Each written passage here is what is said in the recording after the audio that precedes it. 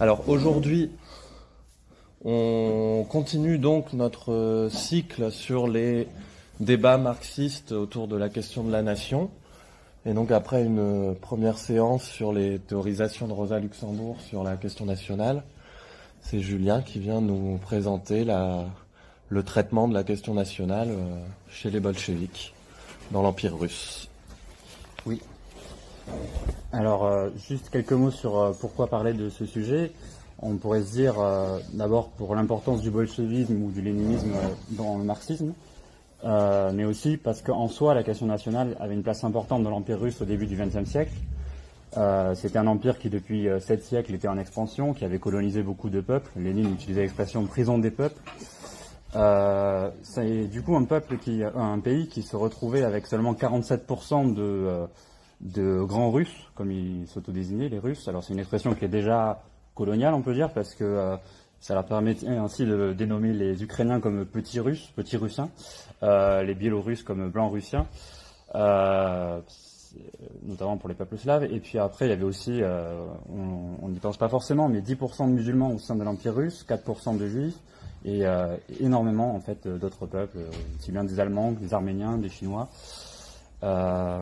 Donc pour les marxistes, l'Empire russe c'était à la fois décrit comme semi-féodal, mais aussi il y a un terme qui était souvent employé par les marxistes de l'époque, c'était semi-asiatique. Bon, pour être clair, asiatique dans cette expression-là, ça signifiait surtout sous-développé pour les marxistes russes. Et donc selon ces critères, ils avaient l'habitude de découper les peuples qui formaient la Russie en 3 groupes, bon, les Russes, les grands Russes, les nations asiatiques, moins développées que les Russes, et les nations plus développées que les grands Russes, du point de vue même de Lénine et des bolcheviks, comme la Pologne, la Finlande, les pays baltes. Et donc, bon, c'est un empire où les discriminations nationales étaient institutionnalisées. Il y avait environ 700 lois antisémites qui ont été abolies en 1917. Les Juifs étaient cantonnés même en grande partie dans une zone de résidence dont ils n'avaient pas le droit d'émigrer. Il y avait un peu plus de liberté dans les pays slaves ou en Finlande, mais il y avait aussi une russification assez forte imposée par l'État. Et au-delà des questions de droit, il y avait des oppressions économiques. On pourrait s'amuser à utiliser l'expression de grand remplacement. Il y a eu énormément de Russes qui ont colonisé des terres en expulsant les peuples qui étaient là avant. Il y avait aussi, par exemple, même pour les peuples sans monnaie au fin fond de la Sibérie, des taxes en nature imposées. Le peuple yakoute, par exemple, devait payer des pots de bêtes à la bureaucratie tsariste. Donc non seulement il y avait beaucoup de nationalités au sein de l'Empire russe, mais il y avait qui posait la question nationale au sens où on l'utilisait beaucoup à l'époque, c'était des questions du genre est-ce que chaque peuple doit avoir son État-nation, mais aussi des questions fortes d'oppression, et donc dans un sens plus qu'on pourrait appeler aujourd'hui d'impérialisme.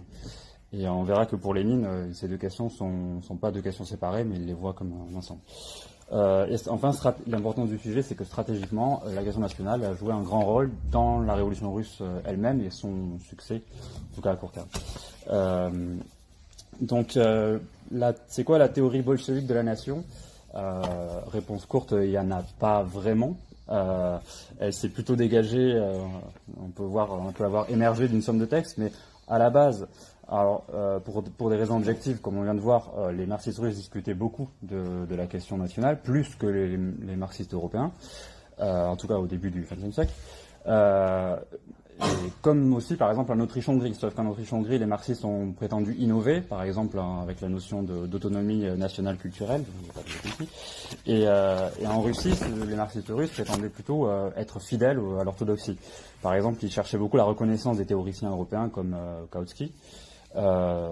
Kautsky avait n'avait pas énormément théorisé non plus sur la nation, mais il avait repris des éléments chez Marx, comme quoi la formation de la nation est un état du capitalisme qui notamment repose sur la nécessité de créer un marché intérieur.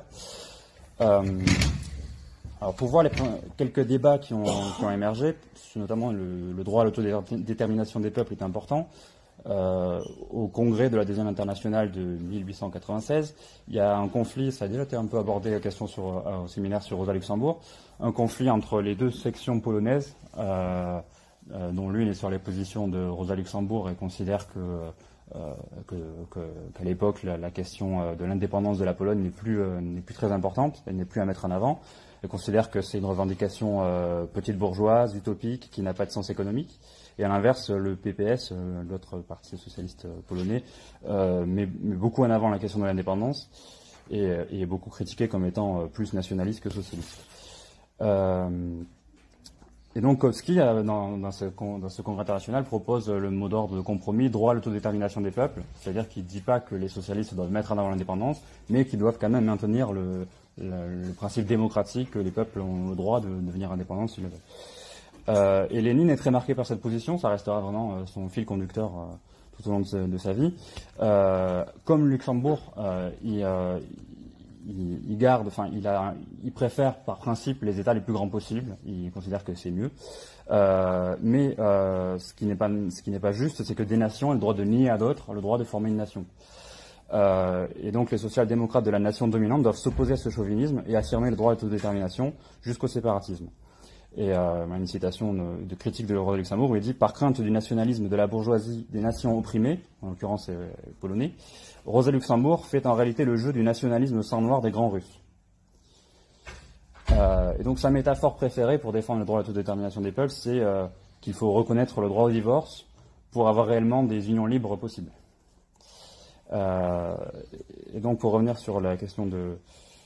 voilà, il dit « Plus le régime démocratique d'un État est proche de l'entière liberté de séparation, plus rares et faibles en pratique seront les tendances à la séparation, car les avantages des grands États, au point de vue aussi bien du progrès économique que des intérêts de la masse, sont indubitables. » Donc voilà, il ne souhaite pas, en fait, que les peuples aient tendance à se séparer, il souhaite tout le contraire. Mais il pense que ne pas être clair sur le droit à l'autodétermination des peuples, c'est au contraire favoriser les forces centrifuges. Donc au congrès du Parti ouvrier social-démocrate de Russie, donc les marxistes russes, de 1903, tout le monde vote le droit à l'autodétermination dans le programme, sauf le SDKP qui est sur les positions de Rosa Luxembourg en Pologne. Un autre point qui va faire partie de la position bolchevique, c'est la question du centralisme du parti. Alors en 1903, c'est aussi une position qui est majoritaire, la position d'avoir un parti centralisé. On se souvient que c'est l'époque de Que faire, que Lénine écrit à l'époque au nom de toute l'ISRA. Et donc pour Lénine, cette centralisation du parti valait aussi pour les nationalités. Il pensait que les ouvriers de toute nationalité devaient avoir une discipline de classe volontaire où au sein du parti il n'y a pas d'oppression. Et voilà.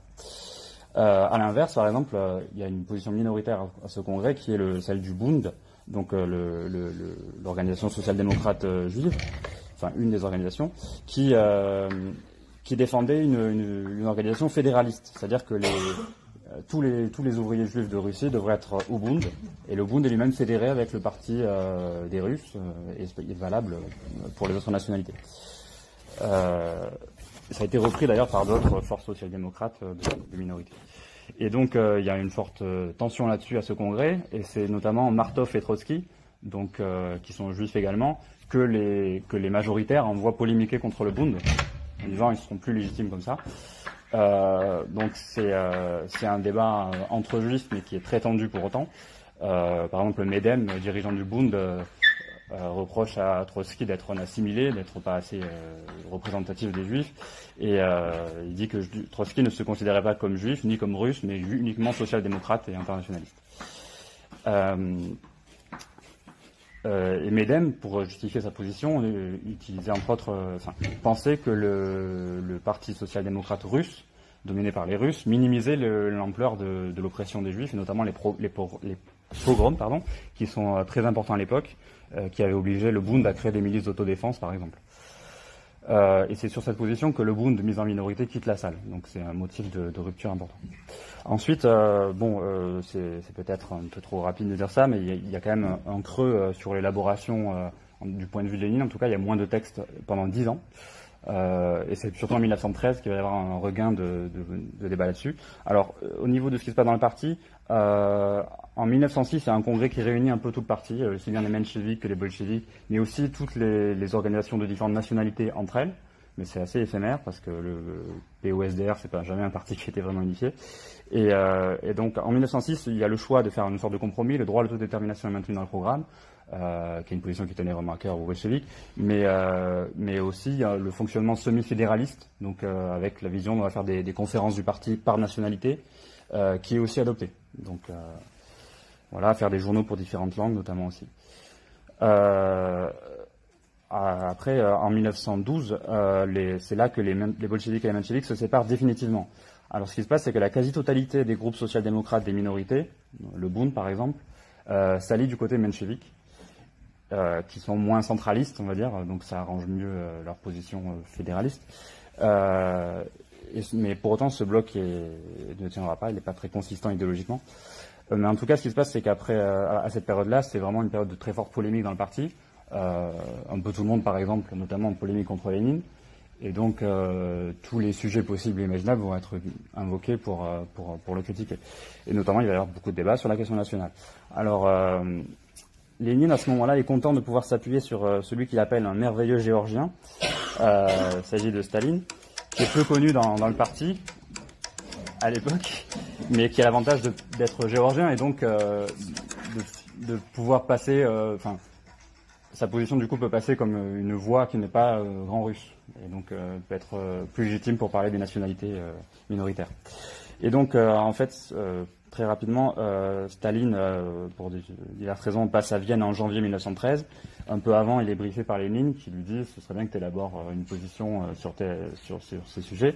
Et donc à Vienne il y a notamment les marxistes autrichiens qui ont des positions radicalement différentes et qui ont beaucoup inspiré ceux qui en Russie critiquent Lénine. Donc il y a un intérêt pour Lénine à avoir une critique fondamentale contre les marxistes autrichiens.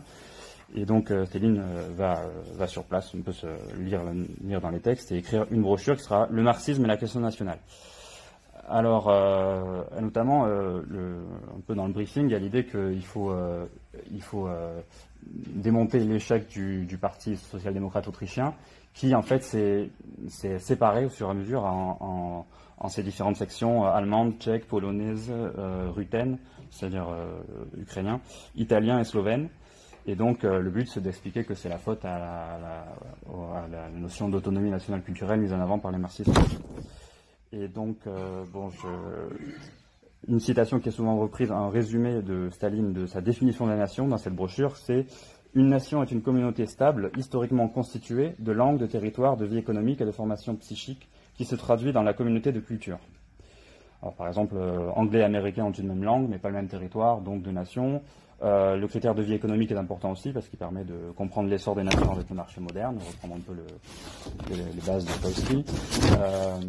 Et donc il accuse Otto Bauer, marxiste autrichien, d'idéalisme. Bauer minimise selon lui la langue et le territoire par rapport au caractère national, qui est plus diffus, plus difficile à définir de façon matérialiste. Bauer dit par exemple que les Juifs forment une nation au-delà de leur territoire et langues différentes. Staline répond qu'entre Juifs de Géorgie, de Pologne ou des États-Unis, il n'y a pas de nation. Staline insiste beaucoup sur le caractère bourgeois de tout nationalisme. Néanmoins, il faut s'opposer à toute répression nationaliste parce qu'elle détourne de la lutte de classe.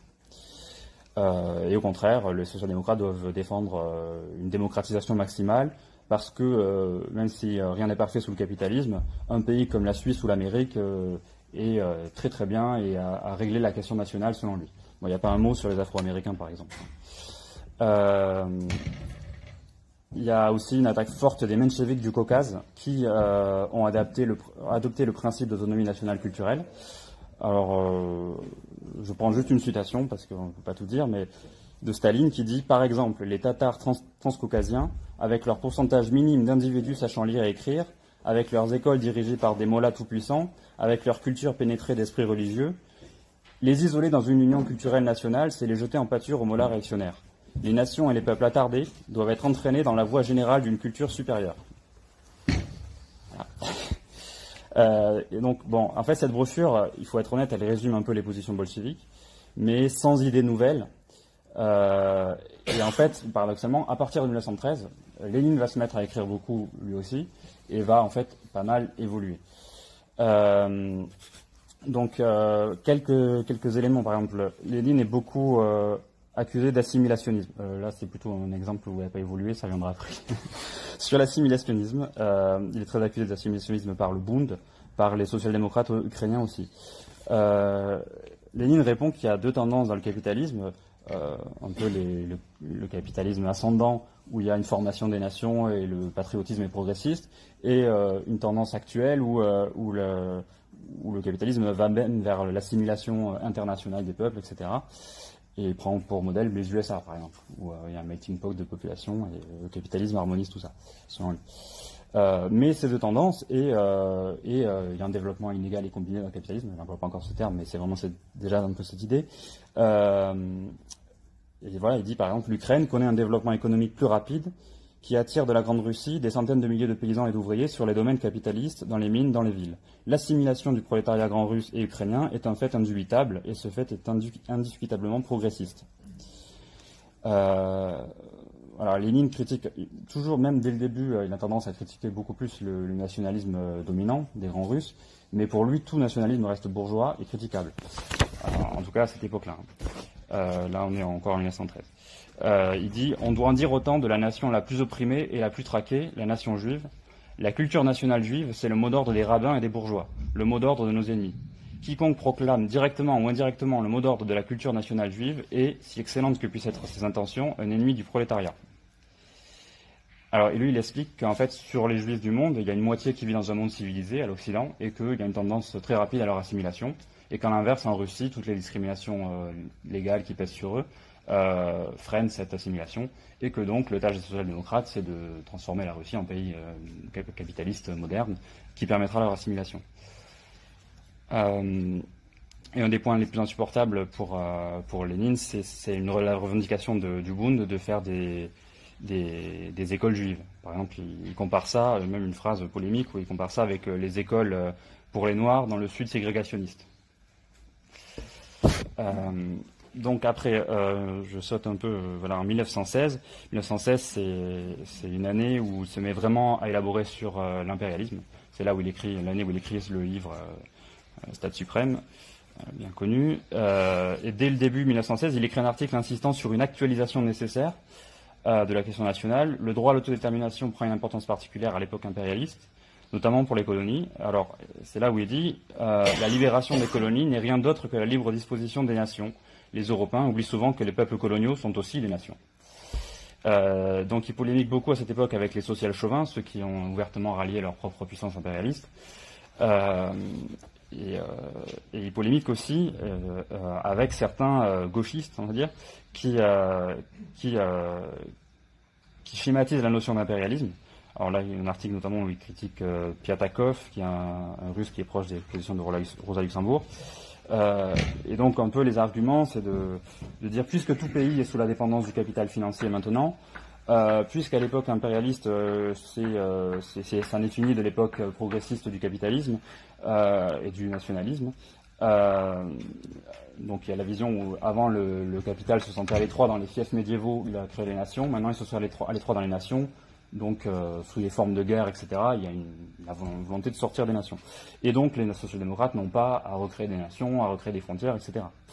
Il y a une sorte de volonté aussi de systématiser le défaitisme révolutionnaire, qui a été pensé pour la Première Guerre mondiale, entre des blocs impérialistes, à toute guerre, et à dire il n'y aura pas de nationalisme progressiste, on ne prendra jamais parti, on ne choisira pas le camp. Donc Lénine répond que c'est une conception absurde du point de vue théorique et chauvine du point de vue de la politique pratique. Il appelait ça de l'économisme impérialiste, une caricature de marxisme. Alors sur l'argument qui revient aussi chez Luxembourg, selon lequel l'autodétermination est utopique en régime capitaliste, Lénine dit économiquement si on veut, mais la démocratie aussi, et dans ce cas cessons d'être démocrates. Et politiquement, ce n'est pas indifférent, même si le capital financier domine économiquement, d'avoir son État à soi, etc. Et par ailleurs, il dit que même, il cite notamment pour les colonies, les mouvements nationaux, contrairement en Europe, sont devant nous. Et par ailleurs, il dit même en Europe, il y a encore des exemples. En 1905, il y a la séparation de la Norvège d'avec la Suède. La Norvège obtient son indépendance de façon d'ailleurs plutôt démocratique, il n'y a pas d'effusion de sang du tout. Et il y a aussi en 1916 la révolte irlandaise. Donc pour lui, ça forme un continuum, même si évidemment la question nationale est plus d'acuité dans le monde colonial. Il y a une cohérence d'ensemble. il met toujours en avant sa volonté de centralisation, la maximale, le socialisme étant un peu le monde sans frontières final, mais il insiste sur une centralisation non impérialiste. Et il dit qu'il faut absolument maintenir le droit à l'autodétermination des peuples. Quelques mots sur l'année 1917. Entre février et octobre, les socialistes qui sont plus ou moins au pouvoir endossent assez rapidement les intérêts de l'impérialisme russe. Deux exemples. En juin 1917, le Parlement finlandais, le Sejm, se proclame souverain et appelle aux partis frères de Russie, puisque voilà, on est censé avoir des social-démocrates des deux côtés, mais le gouvernement provisoire le dissout en juillet. Voilà, et les social-démocrates sont pour. Pareil avec la Rada ukrainienne, donc Parlement aussi, qui lance la constitution d'une armée nationale que Kerensky, donc leader du gouvernement provisoire russe, tente d'interdire. Et le 5 août, la Rada dénonce ce gouvernement provisoire pénétré des tendances impérialistes de la bourgeoisie russe. Donc on voit que même entre socialistes modérés du même bord, la question nationale provoque des clivages notamment. Et les bolcheviks, pendant toute cette période-là, font de la propagande pour dénoncer le gouvernement provisoire, notamment sur la question nationale, et ça, c'est notamment un des facteurs qui va leur donner du crédit. Lénine écrit en septembre 1917, « Après la question agraire, ce qui dans la vie de tout l'État russe a une importance exceptionnelle, surtout pour les masses petites bourgeoises de la population, c'est la question nationale. » Il dit ça parce qu'il observe que dans l'Empire russe, à ce moment-là, il y a de plus en plus de révoltes contre l'État central. Et Trotsky dira dans l'histoire de la Révolution russe que, quand il parle de cet instant-là, que le torrent national, de même que le torrent agraire, se déversait dans le lit de la Révolution d'octobre. Donc voilà, tout ça pour dire que la question nationale n'est pas totalement secondaire dans la Révolution russe, loin de là. Je voulais mettre... Alors on va venir à la politique des bolcheviks au pouvoir. Alors là, je passe à une carte, parce que vous aviez vu qu'il y avait une carte de comment était l'Empire russe avant et des différentes nationalités qui composaient. Là, c'est sur la période du début de l'Union soviétique, les différentes régions autonomes, etc. Donc je laisse ça en fond pendant que je parle de ça. Ce qui est immédiat, c'est l'égalité des droits, mais on peut dire qu'elle était déjà assez largement acquise en février. Mais il y a une proclamation ouverte qui sort juste après octobre de l'égalité de tous les peuples de Russie et leur droit à l'autodétermination jusqu'à la séparation. Et puis très vite, la guerre civile a surgi. Et donc on arrive dans une situation complexe où évidemment il va y avoir des entorses par rapport on va dire, aux principes bolcheviques. Parfois dans le sens de plus de concessions nationalistes en fait, parfois dans des dérives chauvines, souvent des problèmes pas anticipés avant. Et en fait, entre les deux, surtout une vaste zone grise entre confusion, pragmatisme et empirisme. Donc, quelques éléments. Alors, évidemment, il y avait aussi une lutte de classe dans les nations opprimées. Je veux dire, ce qui s'est passé en Russie, l'apprentissage de la lutte de classe très intense entre février et octobre, il se déroule aussi dans les différentes régions de la périphérie de l'Empire russe, avec souvent un décalage. Ça se fait après 1917, souvent. Mais cette question de la lutte de classe se combine à la question nationale. Là, je soulève toute une série de questions, avant de rentrer dans des exemples. Dans ces conditions-là, de la guerre civile, comment reconnaître une indépendance ou un putsch réactionnaire des Blancs? Quand il y a des opérations militaires qui font du va-et-vient, passant dans un sens ou dans l'autre au-dessus des frontières, il n'y a pas vraiment de référendum pour l'autodétermination dans ces conditions. Quel interventionnisme ou ingérence un État révolutionnaire peut se permettre? La question militaire, évidemment, de l'armée rouge, mais aussi donner des armes ou pas. Vis-à-vis d'un pays comme la Pologne, on en parlera, il y a une question, on va dire, un niveau technologique, un niveau militaire à peu près équivalent, mais par exemple avec dans des régions comme le Turkestan russe, au sud, le simple fait de donner des armes à des bolcheviks locaux peut leur donner un avantage énorme, même s'ils sont très minoritaires localement. Et c'est une question qui n'est pas, que j'invente pas, qui s'est réellement posée. Dans de nombreux cas, en réalité, il est difficile de dire si une république socialiste soviétique est issue de l'armée rouge ou d'une révolution locale. Il y a souvent une combinaison des deux avec un curseur selon les cas plus ou moins marqués. Et en tout cas, dans les régions les plus périphériques où clairement il n'y avait pas une société, il y avait une société féodale, s'il y a révolution locale, on ne peut pas dire que ce soit une révolution ouvrière. Et une fois que j'ai dit tout ça, il faut aussi rappeler un fait, c'est que les impérialistes occidentaux et japonais, eux, ne se privent pas d'intervenir militairement et en instrumentalisant les nationalismes les plus réactionnaires. Donc voilà la situation. Alors je voulais parler de la Finlande, mais je saute parce que c'est beaucoup trop long. Mais je signale juste que c'est intéressant. La Pologne, je voulais... Voilà, une carte là.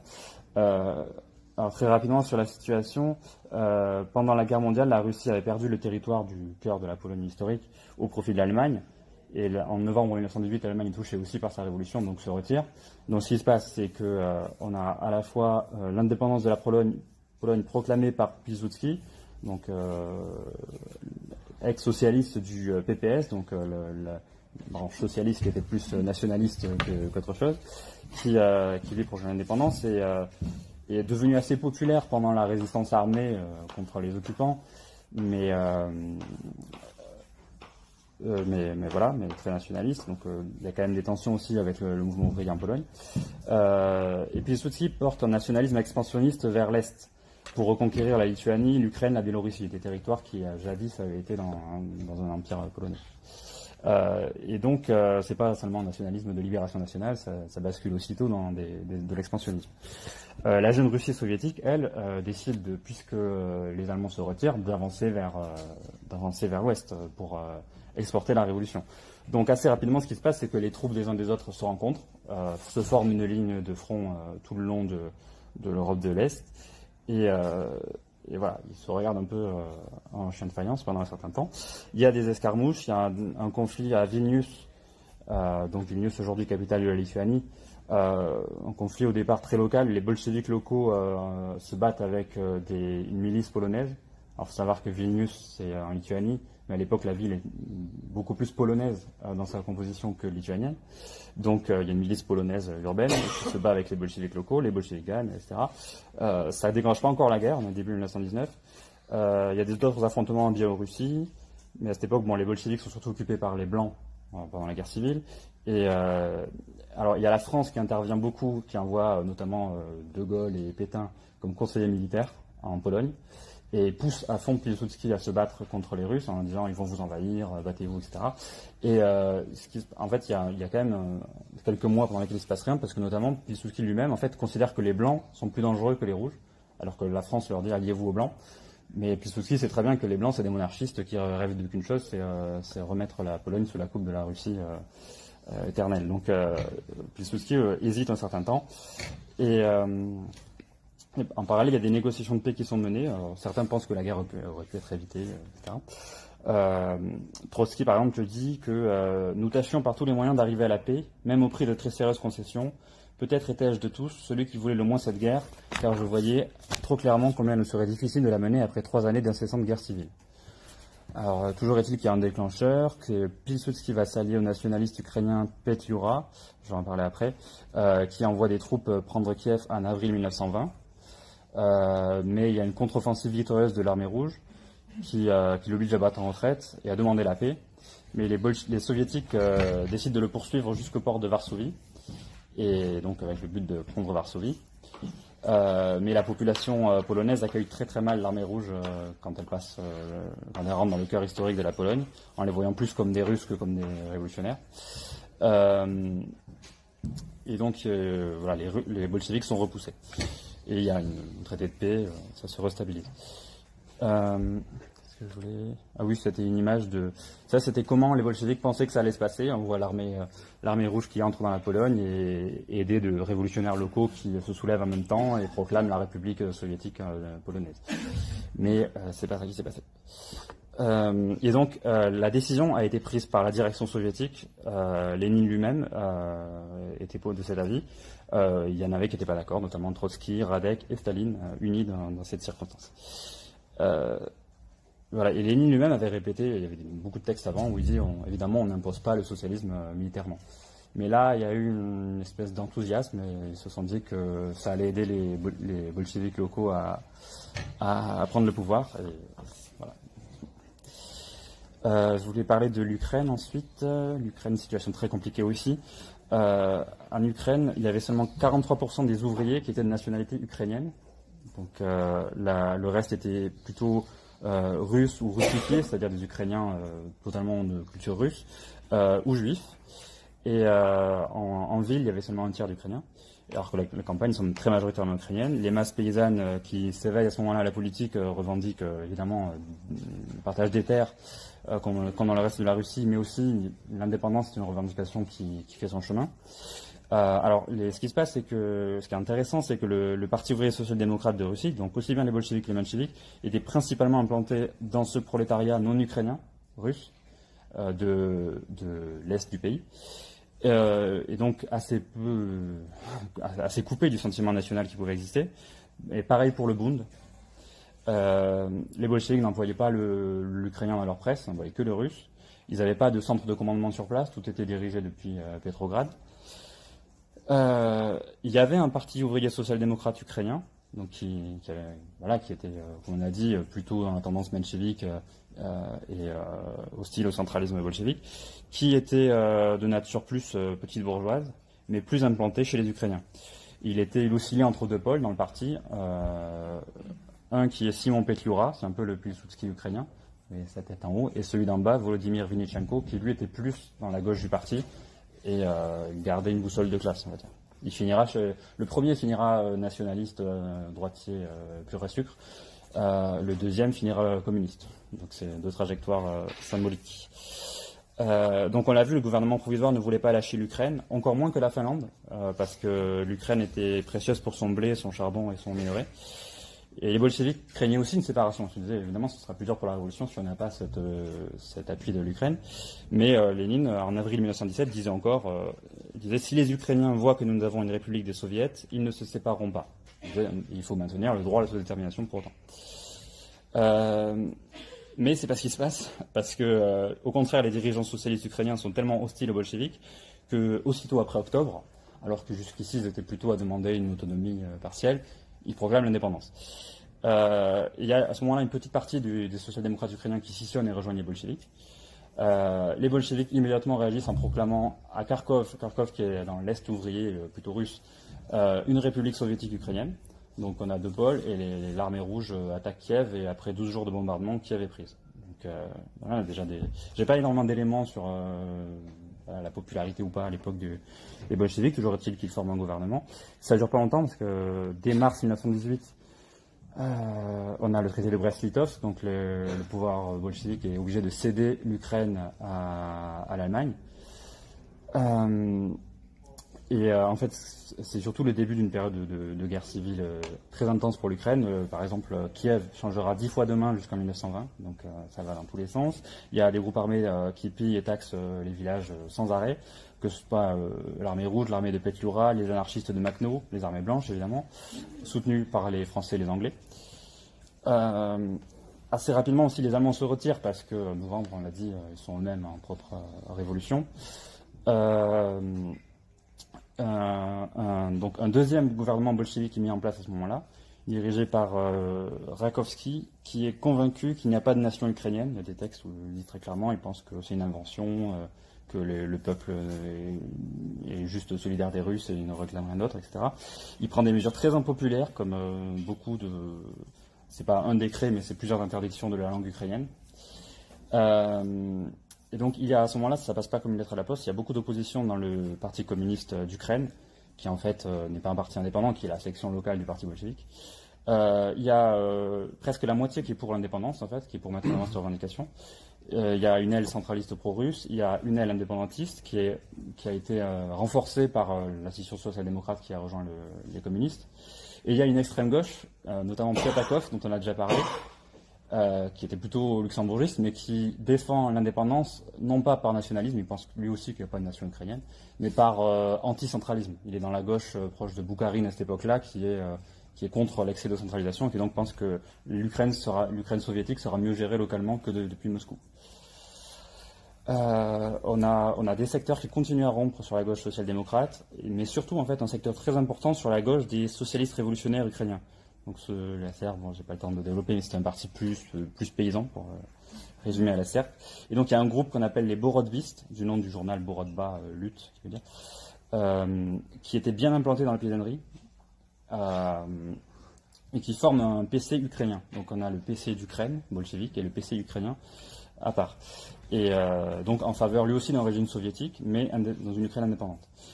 Alors dans l'année 1919, pour les raisons qu'on a dites un peu, et notamment il n'y a pas que ça, mais il y a des révoltes, le pouvoir bolchevique est assez contesté, et il y a une vraie décision d'infléchir la ligne, notamment qui vient de Lénine et Trotsky, notamment lever de toute interdiction de la langue ukrainienne.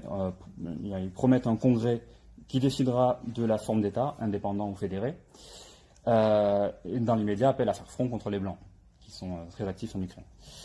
Et cette politique a un certain succès. Il y a notamment la moitié des Borodvistes dont je viens de parler, c'est la scission des socialistes révolutionnaires, qui intègrent le parti bolchevique en mars 1920.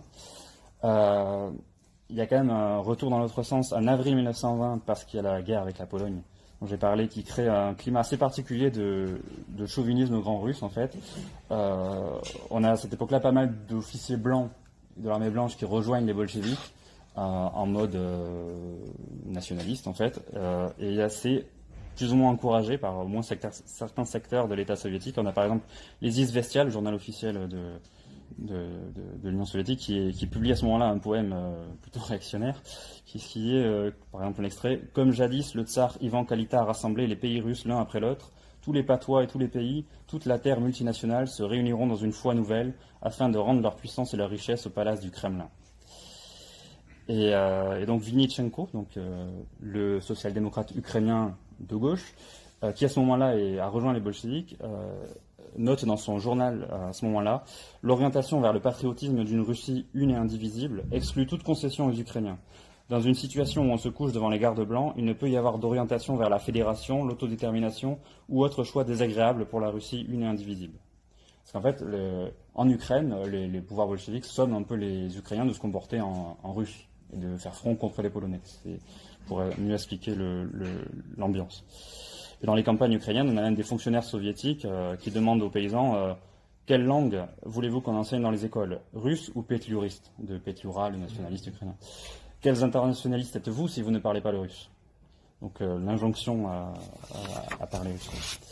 Et donc à la fin de la guerre civile, l'Ukraine connaîtra une sorte de renaissance culturelle, quand même, avec des concessions qui seront faites, notamment sous l'influence de tous les borodvistes qui sont au sein du Parti communiste et qui accèdent globalement au pouvoir en Ukraine. Mais tout ce secteur-là sera victime des grandes purges sous Staline après. Donc, bon, je passe un peu parce que je vais être trop lancé. Je passe à un autre point qui est, on va dire, les musulmans. Alors, les musulmans, justement, c'est un peu englobant de dire ça, parce que là, sur la carte, vous voyez les différentes zones où il y a des fortes populations musulmanes. Plutôt, donc, on a la région Volga-Oural, la région du Caucase et ce qui est aujourd'hui le Kazakhstan et ce qu'ils appelaient à l'époque le Turkestan, Ouzbékistan, Turkménistan, etc. Et donc, on avait, comme j'ai dit, environ 10% de musulmans, mais qui ne formaient pas un peuple, parce que les divisions ethniques l'emportaient souvent sur le dénominateur commun de musulmans. Donc, après février, on a un essor d'organisations démocrates bourgeoises aussi chez les musulmans, mais aussi de socialistes, notamment les Tatars de Kazan. Donc là, on est dans cette région-là, au Tatarstan. Notamment Sultan Galiev, qui est un des plus connus de ceux qu'on appelait les nationalistes, les musulmans communistes. Et donc, aussitôt après octobre, Lénine lance un appel à tous les travailleurs musulmans de Russie et d'Orient. Il y a un commissariat central des affaires musulmanes qui est créé. Donc, il y a une volonté de s'appuyer sur l'énergie révolutionnaire qu'il peut y avoir dans les régions musulmanes. Il y a ça un certain succès, comme je l'ai dit, il y a des secteurs qui rejoignent les bolcheviks. Il y a aussi de l'hostilité. Au Turkestan, il y a une révolte qui durera plusieurs années, qui sera surtout dans les zones rurales, la révolte des Basmachi. il y a, je l'ai déjà un peu évoqué, mais il y a un problème structurel qui est particulièrement fort dans les régions musulmanes, c'est que les Russes sont majoritairement en situation de colons, et que le parti bolchevique est en grande partie implanté parmi les Russes dans ces régions-là. Et donc il y a des tensions. Qu'est-ce que j'ai là ? Oui, alors ça c'est un peu divers comme diapo. Vous avez à la fois un tract de 1914 qui montre que le pouvoir tsariste n'a pas hésité par exemple à sortir à un moment donné un tract qui appelait à la guerre sainte contre les Alliés. On sait que les bolcheviks, Zinoviev en 1920 devant le Congrès des peuples d'Orient dira aussi qu'il faut faire la guerre sainte contre les impérialistes occidentaux. Donc voilà, deux façons différentes de s'appuyer sur l'islam. Et là vous avez à droite une affiche bolchevique qui s'adresse aux musulmans et notamment aux femmes musulmanes. Et donc voilà, je vous ai mis juste des exemples de propagande d'époque avec une super réinterprétation de la liberté qui est dans le peuple. Donc quand même, ce qu'il faut signaler, c'est qu'en 1920, justement, parce qu'il y a des problèmes et il y a une impopularité parfois des cadres bolcheviques locaux, la direction bolchevique prend des mesures assez énergiques. Il y a des pans entiers de l'ancien appareil d'État tsariste, police, administration, qui sont déportés, alors qu'ils avaient tendance spontanément à se recycler dans le parti bolchevique. Il y a aussi beaucoup de colons qui sont soit déportés, soit fortement encouragés à se réinstaller en Russie centrale. Et il y a aussi un traitement très différencié de la religion, notamment pour les musulmans qui veulent entrer dans le parti bolchevique dans ces régions. Les portes sont plutôt ouvertes, alors que pour les Russes, il y a obligation d'avoir une absence totale de préjugés religieux. Et notamment, c'était fait exprès pour écarter ceux qui pouvaient être réactionnaires parmi les Russes du Turkestan. Il y a aussi une politique, les livres et objets sacrés qui avaient été volés par les tsars sont rendus aux mosquées. Le vendredi saint est déclaré jour férié dans toute l'Asie centrale. Il y a même une cohabitation de la justice soviétique avec la charia. Il y a seulement certaines peines comme les mains coupées ou la lapidation qui sont interdites, mais pour le reste, la population avait le choix de choisir dans quelle juridiction elle voulait être jugée. Et il y avait tout un empirisme qui était fait là-dessus. Par exemple, quand il y a eu des problèmes où parfois un tribunal islamique avait considéré que le témoignage d'une femme valait 2 fois moins que celui d'un homme, il y a eu introduction de la possibilité d'être rejugé devant un autre tribunal à la demande des femmes concernées. Donc cette politique, globalement, dans les premières années, attire vers les soviets une majorité de révolutionnaires musulmans, qui eux-mêmes sont traversés de nombreux débats. C'est-à-dire, c'est compliqué. Il y en a certains qui mettent en avant des valeurs communes entre communisme et islam. Il y a une époque où on entend des slogans comme « Vive la liberté, la charia et l'indépendance nationale ». Voilà. Qu'est-ce que je peux dire ?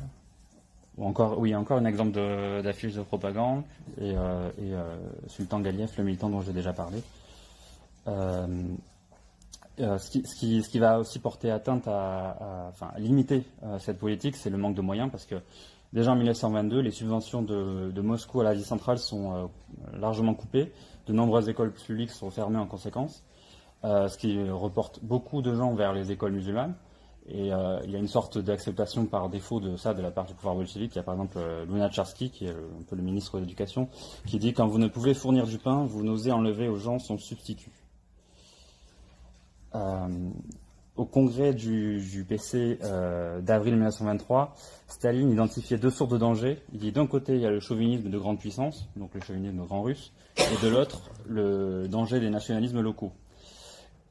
Tout en disant c'est le premier quand même plus grave. Mais on a par exemple Sultan Galiev à ce congrès-là qui s'insurge un peu et qui dit non, désolé, le nationalisme, les révoltes contre le nationalisme grand russe ne sont pas du nationalisme. Il considérait ça comme de la réaction au nationalisme. Quelques jours après, il est arrêté pour déviation nationaliste. C'est le premier dirigeant bolchevique exclu du parti. Et il était plus ou moins protégé par Lénine, mais Lénine meurt en 1924 et il réintégrera jamais le parti et il finira purgé. Dans la seconde moitié des années 20, on a un vrai retour en arrière. une attaque frontale contre la religion, bon, en général, y compris contre les orthodoxes, mais qui est particulièrement redoublée au Turkestan, notamment, très originale, une attaque contre l'islam en particulier, au nom de l'émancipation des femmes. Alors il y a des scènes où il y a des meetings publics où on fait monter les femmes sur une tribune, on leur arrache leur voile, on brûle leur voile et on les proclame libres. Donc beaucoup de fermetures de mosquées, de persécutions de religieux, et la plupart des bolcheviks musulmans qui avaient rejoint le parti qui se retrouveront purgés. Je voulais dire quelques mots sur les découpages territoriaux qui ont été faits à cette époque-là, parce que c'est assez intéressant, ça fait le lien avec la question nationale au sens plus ancien. Alors il y a souvent une idée qui est sortie un peu rapidement comme ça, qui est bon, les bolcheviks, tout ce qu'ils ont fait, c'est découper des territoires de façon à diviser pour mieux régner. En réalité, dans les premières années, c'est beaucoup plus complexe que ça. Il n'y a par ailleurs pas spécialement une volonté au début d'avoir un découpage le plus fin possible.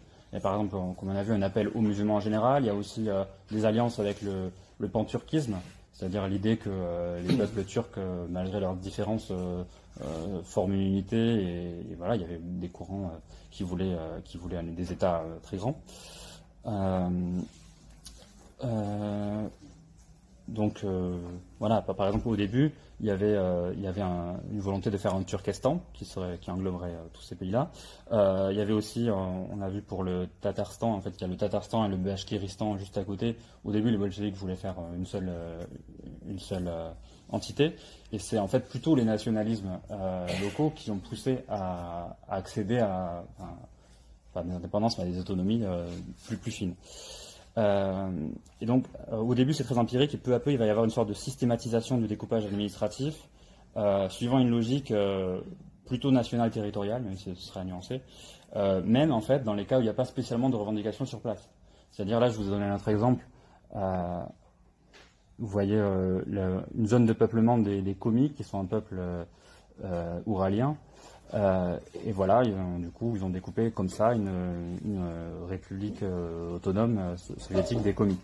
Et dans ce cas-là, en fait, et comme dans plein d'autres cas, la majorité, en fait, il n'y avait pas spécialement de revendication sur place. C'était une fois qu'ils ont systématisé la politique de découpage, ils ont fait ça. Et donc après, on va avoir systématisation donc de République socialiste soviétique. Donc ça, c'est dans l'URSS, mais indépendant de la Russie, et République socialiste soviétique autonome, donc des républiques autonomes au sein de la Fédération de Russie. Et donc, quand je dis systématisation, c'est qu'après, quand on a découpage ainsi d'une République socialiste soviétique, on a langue nationale, et tous ceux qui sont sur ce territoire-là, du coup, dans les écoles, apprennent cette langue nationale, etc. Ce qui, voilà, ça s'applique aussi, par exemple, à l'Ukraine. Voilà, tous ceux qui se pensaient russes, etc., devaient apprendre l'ukrainien. Ça s'appliquait partout, et voilà. Alors après, il y a plein de cas particuliers. En Biélorussie, il y avait plusieurs langues nationales parce que c'était assez composite. Mais voilà, on voit que derrière, il y a une logique nationale territoriale pour faire écho au débat qu'il peut y avoir avec d'autres marxistes. Il y a aussi, par exemple, quand il n'y avait pas de langue écrite dans certaines régions, voilà, les bolcheviks créent une langue. Et souvent, en fait, ils font le choix du latin, de l'alphabet latin. Et il y avait même des projets de latiniser l'alphabet russe à l'époque. C'était vu comme le progrès. Et il y a une vraie politique aussi de discrimination positive pour recruter des cadres locaux dans le parti bolchevique, pour pas que ce soit juste les Russes locaux qui dirigent.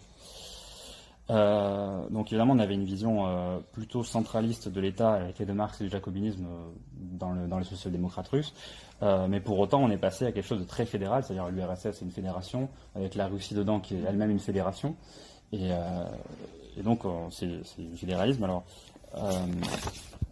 ça n'a pas vraiment été théorisé. Je vais à un article de Michael Lowy qui disait que c'était un retournement total. Je pense que c'est pas tout à fait exact parce que, par exemple, dès le programme de 1903, il y avait, malgré la vision centraliste de l'État, il y avait un paragraphe qui disait qui défendait l'autonomie administrative régionale pour les périphéries qui, par leurs conditions de vie et la composition de leur population, se distinguent des régions russes proprement dites. Et par ailleurs, des textes où Lénine dit que le fédéralisme est un second choix. Ils ne sont pas du tout anti-fédéralistes, mais il vaut mieux le fédéralisme que la rupture. Et donc voilà, donc je parlais de cette logique nationale territoriale. Ce qui est un peu le summum de ça, c'est le Birobidjan. Je ne sais pas si vous avez déjà entendu parler de ça. C'est la République autonome des Juifs qui est là, à la frontière de la Mandchourie. Là. Ah, on voit pas la souris. C'est juste là. Tu vois. Voilà, ça va être à la fin des années 20, Staline décide que tout peuple doit avoir son territoire, et du coup les Juifs ça rentre pas dans ce cadre, ça va pas, alors on leur donne ça. Il n'y aura jamais eu beaucoup de Juifs dans la République du Birobidjan, mais voilà, c'était comme ça. Et donc voilà, ça me permet de faire la super transition avec quelques mots sur l'antisémitisme et les Juifs. Non, je vais rester là. Le Bund, je ne l'ai pas dit, c'était la première organisation ouvrière au sein de l'Empire, formée dès 1897. En fait, c'était le premier organisateur du congrès du POSDR. À ce congrès-là, il n'y avait qu'un seul ouvrier, c'était le délégué du Bund. Donc ça, c'est quelque chose que je pense que c'est utile de rappeler parce qu'on ne l'a pas souvent en tête. Et au deuxième congrès, donc le fameux congrès de 1903, le Bund défend, on l'a vu, une organisation fédéraliste, où chaque nationalité aurait sa fédération et serait ensuite fédérée dans le parti russe, enfin dans le parti de l'Empire. Et il y avait aussi une autre revendication qui était au niveau de l'État, c'est-à-dire l'objectif politique une fois la prise du pouvoir, qui serait l'autonomie nationale culturelle. Donc il s'inspirait des marxistes autrichiens. Donc le Bund a été mis en minorité sur l'autonomie nationale culturelle, mais ils n'en faisaient pas à l'époque une condition sine qua non. Parce qu'eux-mêmes étaient très divisés en interne. Il y avait à peu près la moitié du Bund qui pensait que dans l'immédiat il fallait une organisation fédéraliste, mais que l'État futur, que dans l'État futur on irait vers l'assimilation. Donc il y avait la moitié du Bund qui était assimilationniste. Et donc on l'a vu, en fait, c'est pas sur ces questions que rompt le Bund, c'est sur la question de l'organisation du parti. Et d'ailleurs c'est un coup dur en 1903 parce que quand le Bund quitte la salle du Congrès, ils représentent, ils sont pas dans le Congrès, ils sont pas 25 000, mais ils représentent 25 000 membres sur les 34 000 de l'époque du POSDR. Donc le développement de la social-démocratie dans le prolétariat juif a été plus rapide, plus précoce que dans le reste de la Russie. Donc voilà, alors je fais un saut, je reviens à l'après-octobre. En fait, pour autant, même s'il y avait Lénine a combattu pendant des années la vision du Bund, il y a quand même eu des politiques de fait un peu inspirées de cette vision culturelle. Le yiddish devient une langue officielle en Ukraine, en Biélorussie. Il y a des médias, des théâtres et même des écoles juives qui sont fondées. On se rappelle que Lénine considérait ça comme inadmissible d'avoir des écoles séparées. Un autre gros sujet, c'est les pogroms. J'en ai déjà rapidement parlé, mais en fait, c'est pas que sous le tsarisme. Pendant la guerre civile, il y a une explosion des pogroms dans le contexte de mouvements militaires dans tous les sens. D'après certaines statistiques, 40% de ces pogroms auraient été commis en Ukraine par l'armée de Petliura, parce qu'en Ukraine, l'antisémitisme était particulièrement fort. 17% par les armées blanches, et quand même 8,6% par les armées rouges. Alors, il faut savoir qu'évidemment, l'immense majorité des cadres bolcheviques condamnaient et punissaient quand ça arrivait ce type d'actes. Et voilà, Lénine et Trotsky les premiers. Mais voilà, de fait, il y avait beaucoup même de cadres locaux du bolchevique qui pouvaient véhiculer l'antisémitisme de l'époque. Et d'après un article que je trouve assez intéressant, la réaction à l'antisémitisme et la nécessité de lutter spécifiquement avec des circulaires dans le parti bolchevique, etc., et dans l'armée rouge contre l'antisémitisme, a été assez due à l'initiative de groupes juifs qui s'auto-organisaient dans le parti bolchevique, des juifs bolcheviques, mais notamment il y a beaucoup, en fait, ce qu'on oublie souvent, c'est qu'il y avait plusieurs organisations. Il y avait le Bund, les sionistes de gauche, le Poale Zion, tout ça, mais ces organisations, en grande partie, beaucoup de leurs membres ont rejoint les bolcheviks une fois la révolution passée, notamment dans la base. Et donc c'est en grande partie ces militants-là qui ont porté le combat ensuite spécifique contre l'antisémitisme. Je voulais juste finir par alors quelques mots mais très rapide, sur l'internationale communiste et ses élaborations des premières années, où on a voilà, élaboration de la notion de front unique anti-impérialiste, qui est élaborée un peu dans la foulée du front unique ouvrier.